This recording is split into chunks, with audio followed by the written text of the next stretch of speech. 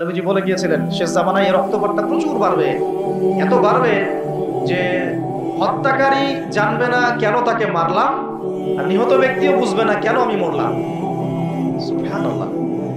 চিন্তা করতে পারেন, আপনারা রাস্তায় গন্ডগোল করতে যান, অনেক সময় যে বের হয় সেও জানে না কেন, কিসের উদ্দেশ্যে লড়ছি, আর যে মারে সেও জানে না কি জন্য ভাইকে মারলাম। শেষ জামানা হত্যাকারী ব্যক্তি জানবে না কেন আমি হত্যা করছি, মাকতুল জানবে না যে কেন আমি মরলাম। শেষ জামানে হারাজ বাড়বে, হারাজ হারাজ হারাজ। নবীজি বলছেন হারাজ বাড়বে। সাহাবীরা বলছেন হারাজ কি ইয়া রাসূলুল্লাহ? নবীজি বলছেন যে মানে অস্বাভাবিক হারে হত্যাকাণ্ড বাড়তে থাকবে। আমি পরিসংখ্যান দিয়ে দিই আপনাকে দুইটা। শুধু প্রথম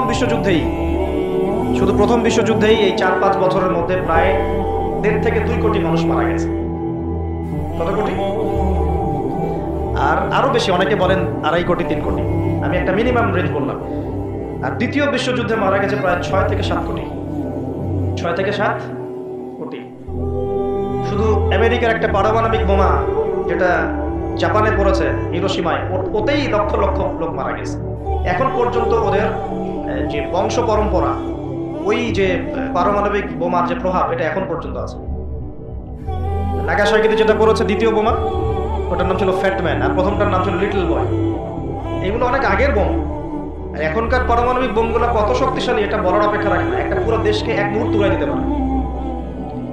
বাংলাদেশের মতো একটা ছোট্ট দেশ, এরকম ছোট্ট একটা দেশকে একটা বোমা দিয়ে উড়িয়ে দেওয়া সম্ভব। ইংল্যান্ডের মতো একটা দেশকে একটা রাশিয়ান হাইপারসনিক ক্ষেপণাস্ত্র দিয়ে উড়িয়ে দেওয়া সম্ভব। আর এখনকার সমরবিদ্যা নিয়ে যারা ঘাটাঘাটি করেন, তারা এটা আশঙ্কা করছেন যে প্রথম বিশ্বযুদ্ধের মতো, দ্বিতীয় বিশ্বযুদ্ধের মতো আরো একটা তৃতীয় বিশ্বযুদ্ধ হয়তোবা বিশ্ববাসী দেখতে যাচ্ছে। হয়তোবা, আল্লাহ ভালো জানেন, আমরা তো গ্যারান্টি দিয়ে বলতে পারবো না, কিন্তু পরিস্থিতি ওইরকমই মনে হচ্ছে। তবে এতটুকু জেনে রাখেন, হাদিসের মধ্যে মালহামা নামে একটা শব্দ আছে। কি শব্দ? নবীজি বলেছেন ইউফ্রেটিস নদী মানে ফোরাত নদী। ইউফ্রেটিস কোন নদী? এই ফোরাত নদী অচিরেই তার ভূগর্ভস্থ সোনার পাহাড় বের করে দিবে। ফোরাত নদী অচিরেই তার সোনার পাহাড় বের করে দিবে, এবং ওই সোনাকে নিয়ে মারামারি করতে আসবে যে মানুষগুলো, তাদের মধ্যে প্রত্যেক 100 জনের মধ্যে 99 জন মানুষ মারা যাবে। আর ওই একজন ব্যক্তি যে বেঁচে থাকবে, সে ধারণা করবে আমি সেই ব্যক্তি যে সোনাটা পাবো। আর মুসলিমদেরকে নবীজি বলছেন, তোমরা যদি ওই সময় ওই জায়গায় থাকো, কোন মুসলমান যদি সেটা দেখে, তোমরা সেই সোনায় হাতও দিবে না। আরেকটা হাদিস এসেছে যে অচিরেই রোমকরা, পশ্চিমারা আরবদের সাথে চুক্তি ভঙ্গ করবে এবং 80টা পতাকা নিয়ে তাদের বিরুদ্ধে যুদ্ধে নেমে যাবে। কয়টা পতাকা? 80টা। এবং প্রত্যেক পতাকার নিচে থাকবে 12,000 করে সৈন্য। কত হাজার? একটা যুদ্ধে এত বেশি 99% মানুষ মারা যাওয়াটা স্বাভাবিক না, এটা অস্বাভাবিক। ঢাল তলোয়ার AK-47 যুদ্ধে এমনটা হবে না বা হয় না। হয়তো এমন কোন অস্ত্র সেখানে প্রয়োগ করা হতে পারে, এটা আমাদের ধারণা, আল্লাহ ভালো জানেন, যেই অস্ত্রগুলো দিয়ে অল্প সময়ে বেশি বেশি মানুষ মেরে ফেলা সম্ভব। ঠিক যেমন এখনকার নিউক্লিয়ার ওয়েপেন্স বা থার্মোনিউক্লিয়ার ওয়েপেন্স হতে পারে, আল্লাহ ভালো জানেন। তো বিশ্ববাসী এরকম একটা মালহামা দেখার অপেক্ষায় আছে। এই মালহামার পরেই আসবেন ইমামুল মাহদি। ইমামুল মাহদির পরে আসবে ঈসা ইবনে মারিয়াম। ঈসা ইবনে মারিয়ামের পরে আসছে ইসলামিক খেলাফত। ওই খেলাফত থেকে খলিফা, এই শব্দটা নিয়ে কথা বলছি এখন। আমি আবু বকর সিদ্দিকে ছিলাম রাদিয়াল্লাহু আনহু।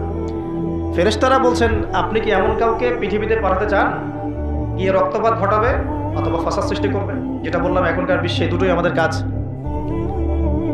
তো আল্লাহ পাক বলছেন, ইন্নী আ'লামু মা লা তা'লামুন, ইন্নী আ'লামু মা লা তা'লামুন। দেখো আমি যা জানি তোমরা সেটা জানো না।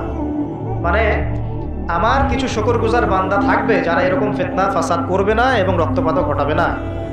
তাদের জন্যই আমি প্রস্তুত করেছি জান্নাতুল ফিরদাউস। তো এখন ফেরেশতাদের মতামত আপনারা শুনলেন, আল্লাহ পাকের কথাও শুনলেন। এখন আল্লাহ রাব্বুল আলামিন তার খলিফা হিসেবে সৃষ্টি করলেন তার নিজ হাতে আদম আলাইহিস সালামকে। প্রথম মানবকে, তিনি নবীও হলেন, তিনি প্রথম মানব এবং তিনি খলিফা। এখন আদম আলাইহিস সালামকে তার স্ত্রী সহ জান্নাতে থাকতে দেওয়া হলো। এই ঘটনা আপনারা জানেন। ইবলিস এসে প্ররোচিত করলো। তার আগে ইবলিসকে বলা হয়েছিল সেজদা করো, সবাই সেজদা করলো, ইবলিস করলো না। মনে আছে? এটা তো আপনারা জানেন। ওইদিকে আমি আর সময় নষ্ট করছি না। ইবলিস সেজদা না করে কাফের হয়ে গেল। আর আদম আলাইহিস সালাম এবং হাওয়া আলাইহিস সালামকে জান্নাতে থাকতে দেওয়া হলো। বলা হলো যে এখানে থাকো, কিন্তু ওয়ালা তাকরাবা হাদিহিশ শাজারা, এই গাছের কাছেও যাবে না। ইবলিস ফুসলিয়ে ফাসলিয়ে তাদেরকে গাছের কাছে নিয়ে গেল, যেভাবে আমাদেরকে ফুসলিয়ে পাপের দিকে নিয়ে আসে ঠিক এভাবেই। ঠিক আছে, এখন আমাদের পিতামাতা একটা ভুল করে ফেললেন। মানুষ মাত্র কি হবে? আমাদের পিতামাতা ভুল করে ফেললেন। এটাই তো হাদিসের ব্যাখ্যা যে কুল্লু বানি আদম খাত্তা, প্রত্যেকটা বনু আদমেরই কি আছে? ভুল আছে। খায়রুল খাত্তাইন আত-তাওয়াবিন, যারা তওবা করে তারা হচ্ছে উত্তম ভুলকারী। তো আমাদের পিতা কিন্তু ভুলের উপর অটল থাকলেন না। ইবলিস যেমন তার মতে অটল থাকলো যে আমি সিজদা করি নাই, তো কি হয়েছে? খালাকতানি মিন নার ওয়া খালাকতাহু মিন তিন, আমাকে সৃষ্টি করেছেন আপনি আগুন দিয়ে, ওকে সৃষ্টি করেছেন মাটি দিয়ে। এটা ইবলিসের চরিত্র। যে ভুলের উপর অটল থাকে, সংশোধন করে না, সেই ইবলিসের অনুসারী। কথা বুঝতে পারছেন? ইবলিস কি এখানে সঠিক ছিল? নাউযুবিল্লাহ, কখনোই না। আল্লাহ পাক তাকে আদেশ করেছেন, আদম কিসের তৈরি সেটা তো দেখার দরকার নেই। আল্লাহ পাক আদেশ করেছেন, বাস তোমাকে সিজদা করতে হবে। এখন আমরা যেমন আল্লাহ পাকের আদেশের সামনে অনেক সময় এরকম দলিল উপস্থাপন করি, এটা কেন করবো, এটা কেন করবো, তাই না? পর্দা কেন করবো, নামাজ কেন করবো, যাকাত কেন দেওয়া লাগবে, এগুলি ইবলিসের চরিত্র। আর ইবলিস চ্যালেঞ্জ করলো আল্লাহকে, আল্লাহ পাক তাকে বের করে দিলেন, ফাখরুজ মিনহা ফাইন্নাকা রাজিম, এখান থেকে বের হও, তুমি অভিশপ্ত। ওয়া ইন্না আলাইকা লা'নাতা ইলা ইয়াউমিদ্দিন, কিয়ামত পর্যন্ত তোমার উপর লানত, অভিশাপ। ও আবার চালাক, সে বলল যে আমাকে কিয়ামত পর্যন্ত অবকাশ দিন, আনদিরনি ইলা ইয়াউমি ইউবআসুন, আমাকে কিয়ামত পর্যন্ত অবকাশ দিন। আল্লাহ পাক বলেন ইন্নাকা মিনাল মুনযারিন, যাও তুমি অবকাশপ্রাপ্তদের অন্তর্ভুক্ত একজন, ছেড়ে দিলাম তোমাকে, কিয়ামত পর্যন্ত হায়াত দেওয়া। এবার সে বলছে ফাবিমা আগাওয়াইতানি, হে আল্লাহ, যে আদমের জন্য আপনি আমাকে বের করে দিলেন, আমি চ্যালেঞ্জ করছি। এবার ইবলিসের চ্যালেঞ্জটাও মাথায় লিখে রাখেন, মাথায় লিখে রাখেন। ইবলিস বলছে ফাবিমা আগাওয়াইতানি লাআকউদান্না লাহুম সিরাতাকাল মুস্তাকিম, যার জন্য আপনি আমাকে এখান থেকে বের করে দিলেন, আমি তার সরল পথে ওত পেতে বসে থাকবো। কিভাবে বসে থাকবো? ওত পেতে।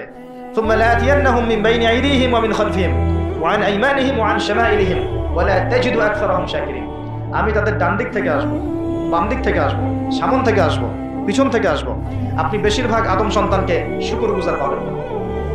কে বললো এটা? ইবলিসের এই কথা সত্য না মিথ্যা বলেন তো? এখন সত্য হয় না? কিভাবে সত্য সেটা আরেকটা হাদিস থেকে দেখেন দলিল। আমি আর গভীরে ঢুকে যাচ্ছি। কিয়ামতের মাঠে আদম আলাইহিস সালাম, এই আদম আলাইহিস সালামই যখন উঠবেন, আদম আলাইহিস সালামকে আল্লাহ পাক ডেকে বলবেন তোমার সন্তানদের মধ্য থেকে জাহান্নামী জান্নাতি আলাদা করে দাও তো তুমি।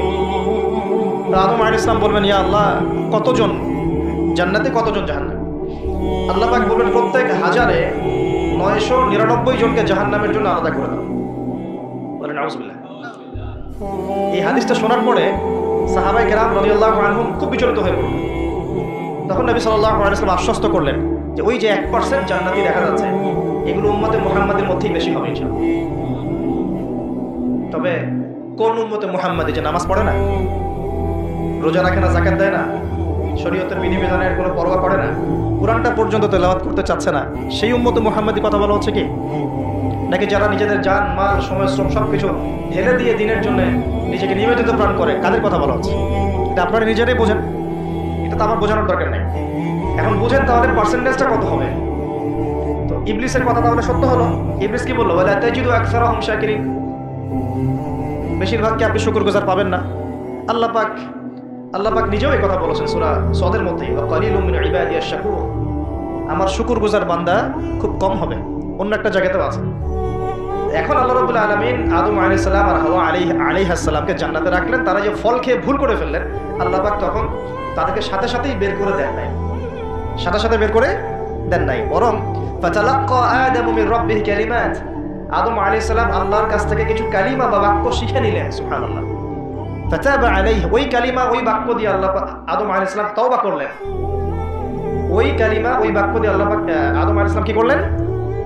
আবার বলছি একটু পিছনে, ওই কালিমা ওই বাক্য দিয়ে আদম আলাইহিস সালাম কি করলেন? তওবা করলেন। আবার বলছি ফাতালাক্কা আদামু মির রাব্বিহি কালিমাত, আদম আলাইহিস সালাম তার রবের কাছ থেকে কিছু কালিমা শিখে নিলেন। ফাতাবা আলাইহি, ওই কালিমা দিয়ে আল্লাহ রাব্বুল আলামিনের কাছে তিনি তওবা করলেন। ইন্নাহু হুয়াত তাওয়াবুর রহিম, এবং আল্লাহ পাক তওবা কবুল করে তাকে মাফ করে দিলেন। ওই বাক্যটা কি ছিল সেটা একটু শুনি।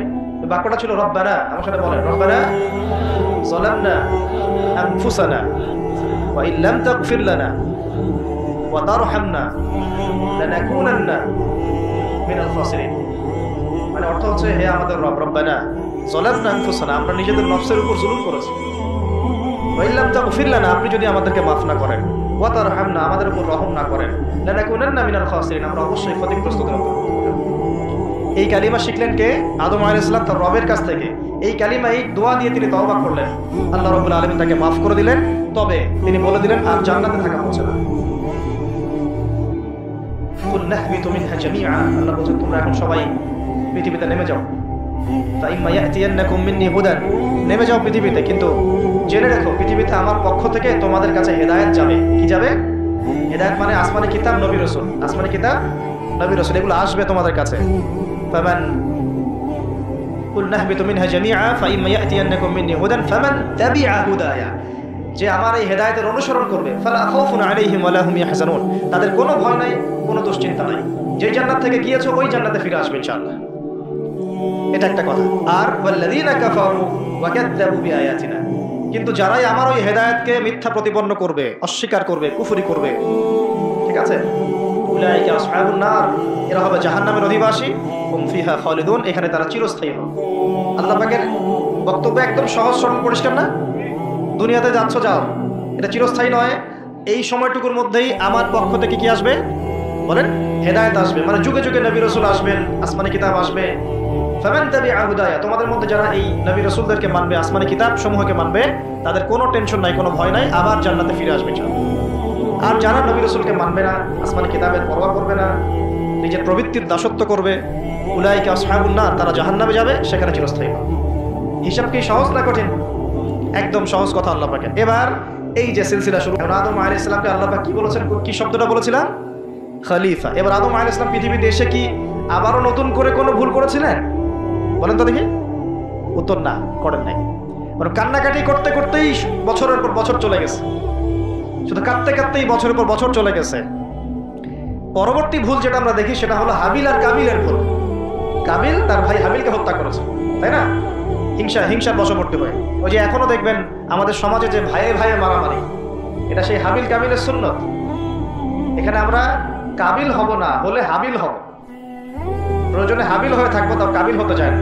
কারণ নবী সাল্লাল্লাহু আলাইহি ওয়াসাল্লাম বলেছেন পৃথিবীতে প্রথম হত্যাকাণ্ড সংঘটিত করেছে কাবিল। ভালো করে শোনেন, যারা এই পথে আছেন ভালো করে শোনেন। পৃথিবীতে প্রথম হত্যাকাণ্ড সংঘটিত করেছে কাবিল। এ কারণেই কিয়ামত পর্যন্ত যত মানুষ খুন হবে, খুন, এই সমস্ত খুনের পাপের একটা অংশ কাবিলের আমলনামায় গিয়ে যুক্ত হবে। মনে করায় দেই, কাবিল একজন নবীর সন্তান। কার সন্তান? নবীর সন্তান। লূত আলাইহিস সালামের স্ত্রী একজন নবীর স্ত্রী। নূহ আলাইহিস সালামের স্ত্রী একজন নবীর স্ত্রী। আবু লাহাব সর্বকালের সর্বশ্রেষ্ঠ মানব মুহাম্মদ সাল্লাল্লাহু আলাইহি ওয়াসাল্লামের চাচা। আবার ফিরআউনের ওই স্ত্রী, তার নাম, দাসীর নাম কি? আসিয়া। তাহলে আমরা আমাদের বংশ, আমাদের রং, আমাদের জাতীয়তা, আমাদের অর্থ সম্পদ, আমাদের টাকা পয়সা, আমাদের স্ট্যাটাস, আমাদের ভাষা, আমাদের এই গোত্র বিভাজন, এগুলো আমাদেরকে আল্লাহ পাকের আযাব থেকে বাঁচাতে পারবে না যদি না আমরা আল্লাহ পাকের হুকুম আহকাম মেনে চলি। একজন নবীর ছেলে কোথায় যাচ্ছে? একজন নবীর স্ত্রী কোথায় যাচ্ছে? লূত আলাইহিস সালামের স্ত্রী কোথায় যাচ্ছে? আবু জাহেল কি আল্লাহর নবী সাল্লাল্লাহু আলাইহি ওয়াসাল্লামের চাচা ছিল না? আবু লাহাব কি চাচা ছিল না? তাহলে কিসের অহংকার? কিসের অহংকার? কিসের ফুটানি? কিসের গর্ব? শুধু তাকওয়াই পারবে আমাদেরকে সেভ করতে, আর কিছু না। অনেক গভীর হয়ে যাবে, বের হয়ে আসেন। আদম আলাইহিস সালাম তার জীবদ্দশায় আল্লাহ পাকের জমিনে যতদিন থেকেছেন, তিনি কি আল্লাহর বিধান মেনেছেন না শয়তানের বিধান মেনেছেন? তার উপরে আল্লাহ পাক কিছু নাজিল করেন নাই? সহিফা নাজিল করেছেন, অবশ্যই করেছেন না? এমনকি কিভাবে কাপড় পরিধান করতে হবে, কিভাবে চাষবাস করতে হবে, কিভাবে এই পৃথিবীতে বেঁচে থাকতে হবে, এগুলো আল্লাহ রাব্বুল আলামিন জিবরাইল আলাইহিস সালামের মারফতে শিখিয়েছেন। মানুষ কাপড় পরা জানতো না, কে শিখিয়েছেন? আল্লাহ পাক। আল্লাহ পাক পোশাক নাজিল করেছেন। শুরুতে মানুষ গাছের ছালপাতা পরে থাকতো না, এগুলো মিথ্যা কথা। আল্লাহ রাব্বুল আলামিন আসমান থেকে পোশাক নাজিল করেছেন প্রথম। জিবরাইল আলাইহিস সালাম শিখিয়েছেন কিভাবে সুতা বুনতে হয়, কিভাবে জমি চাষ করতে হয়, কোন কোন গাছ উপকারী, কোন কোন গাছ উপকারী নয়, কোনটা আমরা খেতে পারবো, কোনটা খেতে পারবো না, কোন প্রাণী আমাদের জন্য খাওয়া ভালো হবে, কোনটা খাওয়া ঠিক হবে না, আল্লাহ পাক ওহীর মাধ্যমে জানিয়েছেন। এগুলো আমরা জানতাম না, এগুলো আমরা জানতাম। এমনকি কোন গাছে ঔষধি গুণাগুণ আছে, এটা আদম আলাইহিস সালামকে কে জানিয়েছে? আল্লাহ পাক তার ওহীর মাধ্যমে জানিয়েছেন। এই যে আমরা এখন সভ্যতা নিয়ে এত কথা বলি, সত্যি কথা হচ্ছে সভ্যতা শুরু হয়েছে নবীদের হাতে, আর সভ্যতা প্রসারিত হয়েছে নবীদের হাতে, আর সভ্যতা শেষও হবে একজন নবীর হাতে। সেই নবীর নাম কি? ঈসা আলাইহিস সালাম। Very good. সেই নবীর নাম কিন্তু ঈসা ইবনে মারইয়াম। তার হাতে সভ্যতা শেষ হবে। এটা লাস্ট একটা সভ্যতা পৃথিবী দেখবে অচিরেই সামনে।